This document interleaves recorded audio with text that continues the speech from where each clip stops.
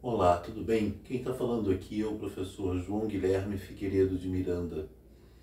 Eu sou professor do Conservatório de Tatuí, da cidade de Tatuí, no estado de São Paulo, e integro o corpo docente do Departamento de Performance Histórica do Conservatório. Lá eu dou aula de viola da gamba, que é esse instrumento que eu estou tocando aqui. Dou aula também de violoncelo barroco, violoncelo histórico, assim como também dou aula de grupo, prática de conjunto, com o ensemble de performance histórica.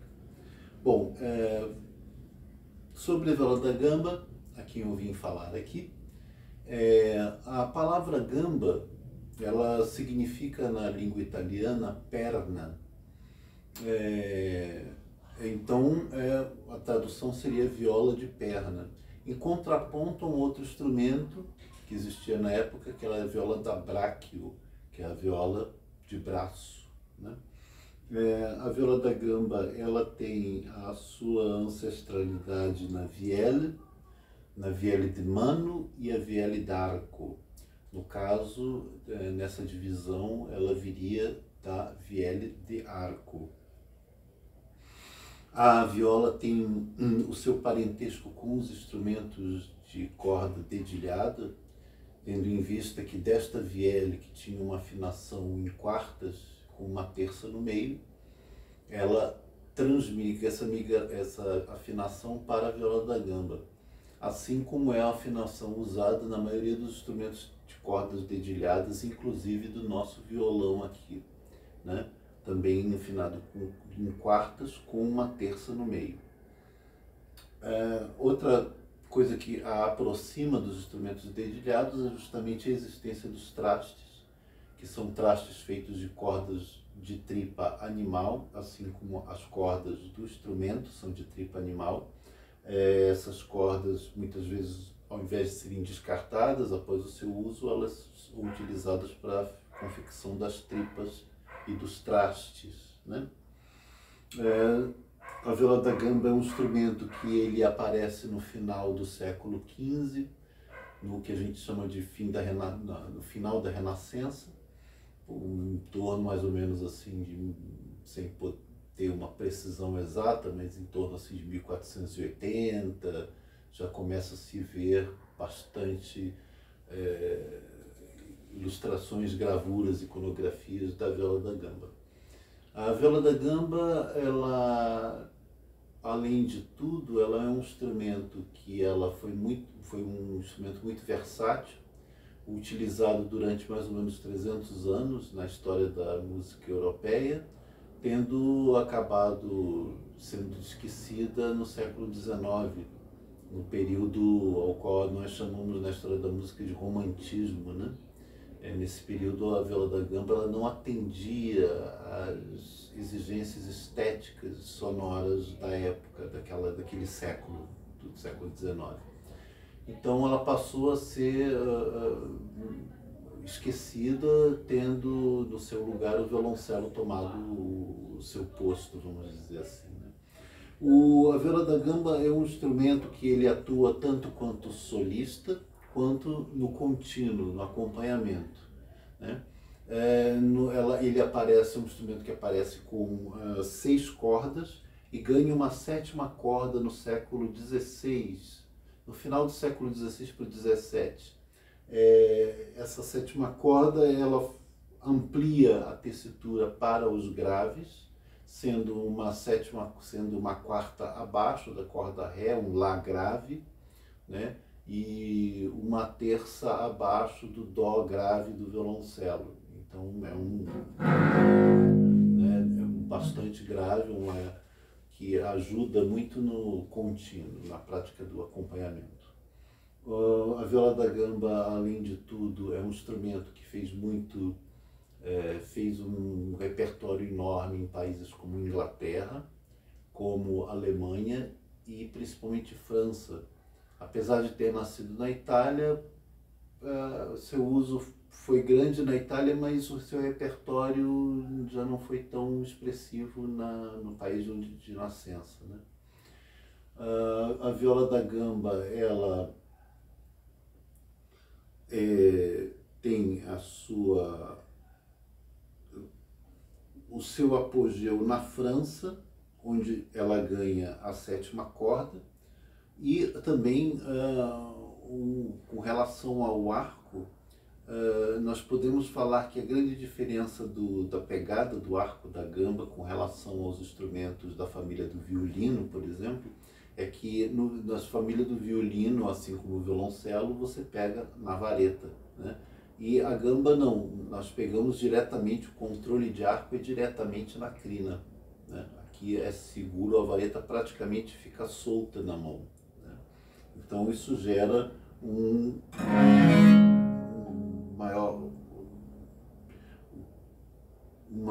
uma das características nesse sentido é que o arco, o tempo forte na viola da gamba, o tempo inicial, ele é feito para cima.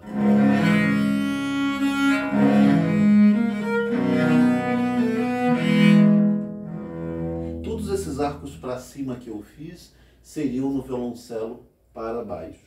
Então ela toca mais ou menos o contrário do que o cello e o violino tocariam em matéria de direção de arco, né?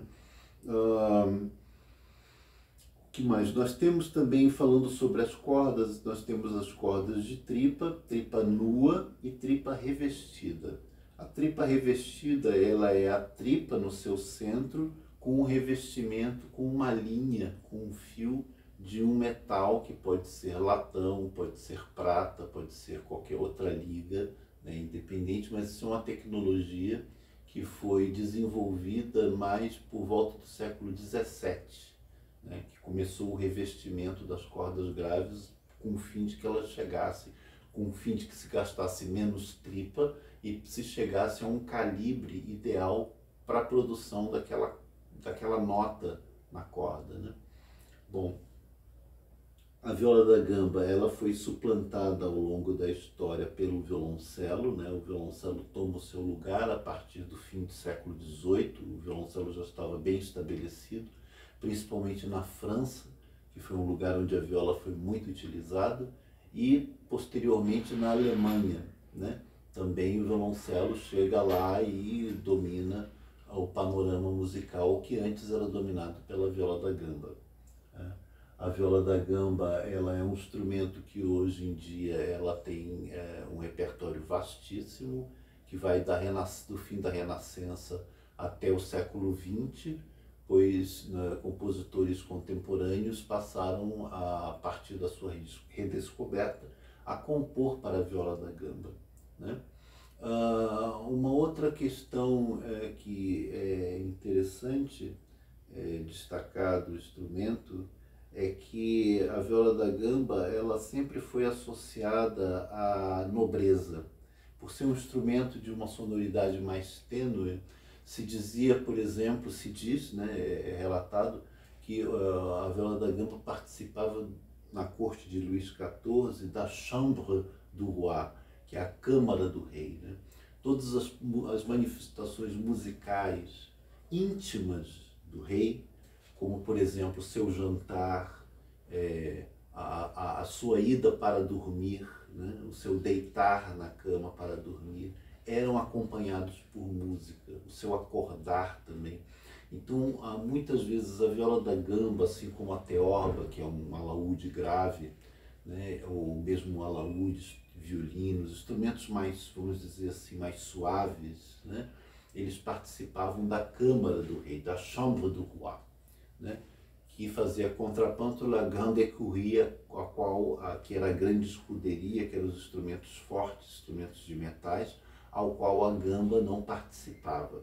Ela ficava restrita à sua música de câmara em recintos intimistas na corte, principalmente de Luís XIV, a qual foi muito imitada.